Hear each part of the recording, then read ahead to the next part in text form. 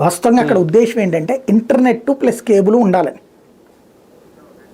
149 రూపాయలు కేంద్ర ప్రభుత్వం భరిస్తే అది పబ్లిక్ దగ్గర తీసుకుంటే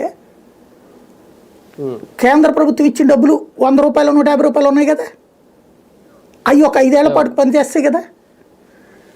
450 కోట్లు 550 కోట్లు ఇచ్చింది. అప్పుడు ఎంఎస్ వాళ్ళకి అందరికి ఇస్తే దర్జాగా ఇస్తారు కదా వాళ్ళు.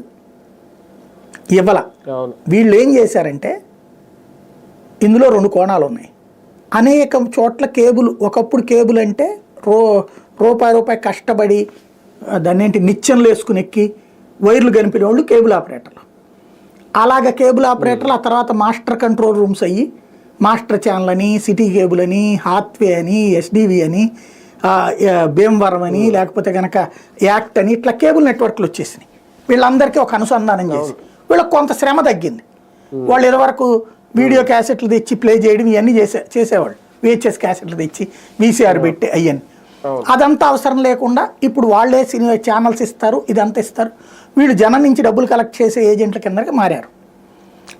ఇది నడుస్తూ ఉంది.